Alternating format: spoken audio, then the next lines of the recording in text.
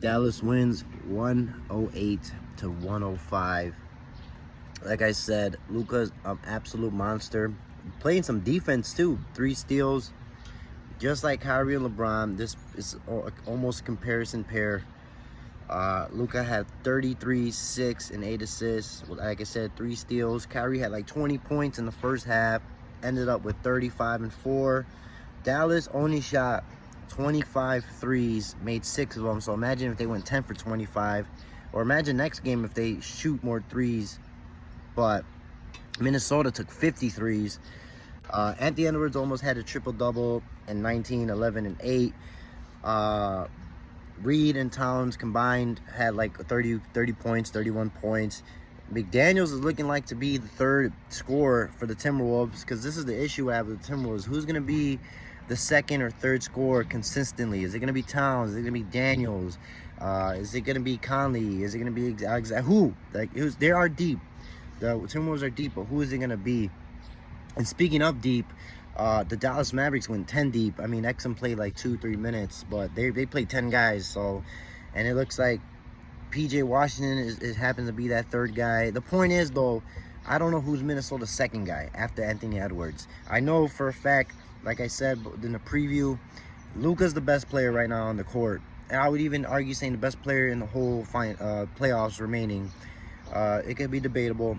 Then it's Anthony Edwards as far as in this playoff series, and then it's Kyrie Irving, and then after that it should be like Towns. But this is why I think it was tough for me because I still am sticking with Minnesota in 6, but Dallas has the star power. They have one of the best players on the court, and they have one of the most clutchest players on the court in Kyrie Irving, who just gets better as further you go along in the playoffs.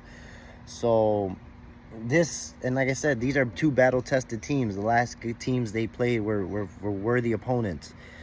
But look for the Minnesota bigs like Reed, Towns, Gobert. They have to get big because I like Daniel Gafford. And by the way, man, what a trade to have Daniel Gafford as an alley-oop partner for Luka. It fits his game perfect. Is Lively had 11 rebounds, and I like Lively. But I think Rudy Gobert, Naz Reid, and Towns should be able to handle that, because at the end of the day, Gafford too is only 6'9", so you should see next game Karl-Anthony Towns more in the post, maybe get Rudy Gobert in the post. Naz Reid plays more in the perimeter, so try to give him open looks. But he had 15 points, so he was pretty solid, off the bench, played 25 minutes. But this is going to be a hell of a series. I think every game is kind of going to be close. I'm surprised by Dallas's defense. Like, Luka with the 3 steals is really surprising. Like, I'm not saying Luka was super duper bad in defense, but if Luka could play defense, watch out. But I do expect Minnesota to bounce back. I still do think there's going to be an Anthony Edwards game where he's going to drop 30 or 40, maybe a 50 piece. It's still happening in this series. I do know that Game 7, when he played Denver, Anthony Edwards had like 16 or 18 points, but the whole team was shining.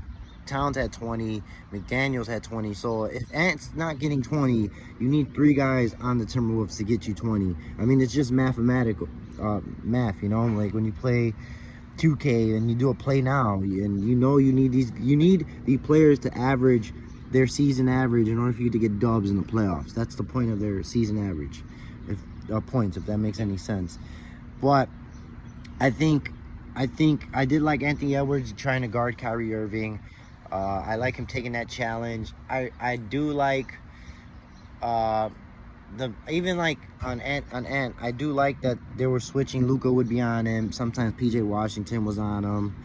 But I expect Minnesota's defense to make a strong statement in Game 2. I expect it maybe to be a low-scoring game than this.